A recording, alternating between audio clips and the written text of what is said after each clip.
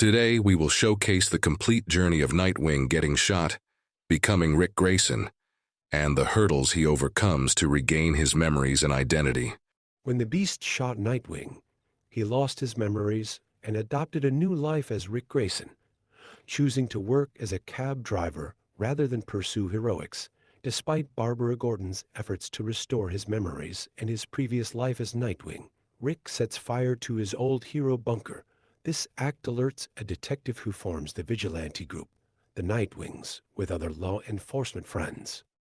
Jonathan Crane, the Scarecrow, arrives in Bludhaven seeking revenge on Robin and begins his attack by releasing fear toxins, causing chaos among civilians.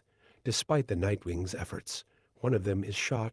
Ric intervenes, using a rope and oil streaks to conceal his identity. With Ric's help, the Nightwings defeat Scarecrow, acknowledging their new team dynamic as Bludhaven braces for more threats.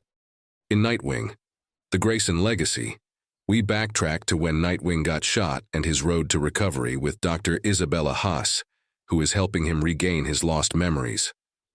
Ric interacts with Batman and the Bat family, revealing that he doesn't know them. He tells Haas he remembers his life only up until the night his parents were killed by Tony Zuko. Haas suggests visiting Wayne Manor to recover more memories. At the manor, Alfred shows Ric the Batcave. Bruce and Damian, dressed in their hero costumes, tell Ric he used to be Nightwing, showing him his costume and footage from the attack. Overwhelmed by the pressure of a past life being forced on him, Ric leaves and returns to Bludhaven. It is then revealed that Haas, along with Ric's grandparents and family, are members of the Court of Owls, a secretive and powerful group controlling Gotham from behind the scenes.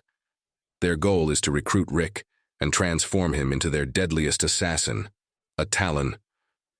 Back in present time, Ric is finishing patrol with the Nightwings and begins his day job as a cab driver and picks up his first patron, who is revealed to be William Cobb, Ric's grandfather, and the Court of Owls' deadliest assassin, the Talon. Unbeknownst to Ric, William is in Bludhaven to recruit Ric, but bides his time as he exits the cab and Ric goes about his day. Later that night, Cobb attacks one of the Nightwings, quickly dismantling the would-be vigilante and stringing him on display with knives scattered across his body, as he is then seen visiting the bar of B, Ric's current love interest. In an interesting turn of events, the bar is attacked by looters, and Cobb returns in his Talon outfit and quickly kills the assailants and kidnapping B, who has alerted Ric, who is rushing the injured Nightwing to the hospital and was planning to help stop the looters. Ric rushes to the bar and quickly runs into Cobb, who has restrained B as he begins his attack on Ric. As Ric and Cobb fight, we see a showcase of fighting prowess from both sides, as each were able to land attacks. But it's quickly seen that the elder fighter held the advantage overall, and as he beats the vigilante, he tells him of his plans, which revolve around a pair of goggles that will force memories into Ric's mind, filling the blank space he lost after he was shot. Once he puts the goggles on, Ric stands there frozen as Cobb explains all the situations Ric dealt with alongside Batman will be replaced with Cobb, and we see fake memories being shown of Cobb taking Ric in after Zuko killed his parents and raising him to be a killer for the Court of Owls. At the summation of it, Ric replies when asked who he is with the name Talon, his face lacking any emotion or signs of the hero we knew. Now, under the brainwash of the Owls, Cobb orders Ric to attack and kill the Nightwings as he ascends upon them. As Ric, now Talon, defeats the Nightwings, he raises his sword to kill the detective. A mysterious armored figure, Red Condor, swoops in, saving Nightwing Prime. Red Condor, part of a reconnaissance and aid organization, grabs Talon and drags him to a bridge, intending to drop him into the water. However, Talon skillfully catches himself and climbs back up. Despite orders to stay out of the conflict, Red Condor decides to confront Talon but is shocked when Talon damages his armor. Meanwhile, Cobb, enraged by the disruption, approaches. As Talon continues his assault, he freezes, seeing visions of people from Dick Grayson's past, both friends and enemies. Removing his helmet, Ric expresses confusion about who is behind this. Recognizing Cobb won't relent, Ric declares that being an assassin isn't who he is and charges at his would-be grandfather. Grayson and Cobb clash fiercely, with Grayson's acrobatics disarming Cobb twice. Furious, Cobb continues the fight until they both fall from the bridge. Grayson misses catching the edge, but Hutch, a Nightwing, catches him. Cobb disappears into the water below, vowing to return. Later, we see Ric enter a stronghold he suspects is owned by the Court of Owls, and where Isabella Haas is held. After dispatching her guards, Ric discovers Haas used medication and medical knowledge to erase his memories and hypnotize him with a special crystal. Haas aims to indoctrinate Ric as a Talon, but is interrupted when a guard triggers explosives, sending them both into the water.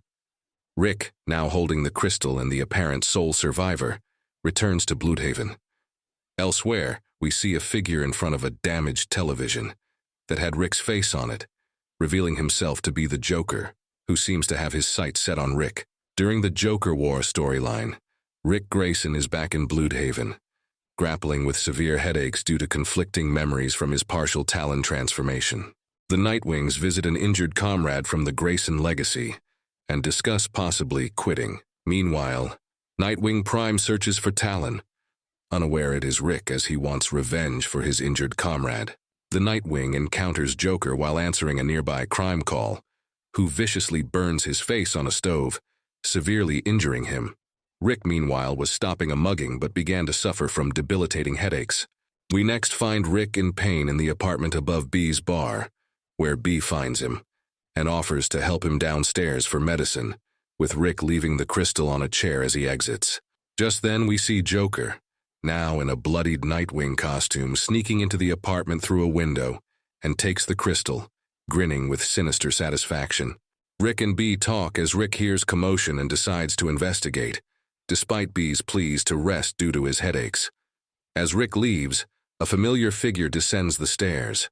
Meanwhile, Tusk attacks the Bludhaven PD, and Nightwing arrives. Ric feels a strange familiarity with Tusk but focuses on the fight. Tusk overpowers Ric, flinging him into cars, but Ric notices a Joker playing card in the crashed prison transport's wheel. As Ric fights Tusk, using the card to blind him, Detective Edwards checks on Nightwing Prime, revealing the Joker's brutal attack. After subduing Tusk, Ric realizes it was a distraction as Joker approaches B with a crowbar. Ric returns, fights Joker, and the Joker reveals he knows Ric's past as Dick Grayson. Holding the memory crystal, Joker begins to restore Ric's memories, claiming Ric is now his son and that he has been Dicky Boy since Zuko murdered his parents, ominously stating, "Allow me to tell you about your life."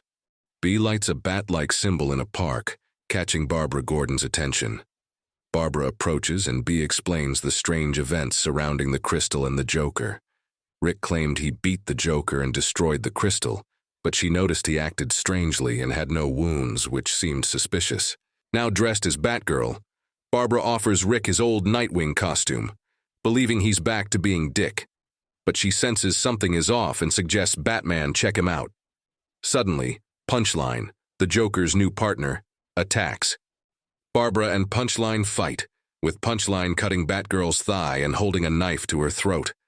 Ric intervenes, disarming Punchline, but then reveals his true intentions, saying Batgirl is his to kill. A Joker-like smile, drawn in Barbara's blood by Punchline, spreads across his face.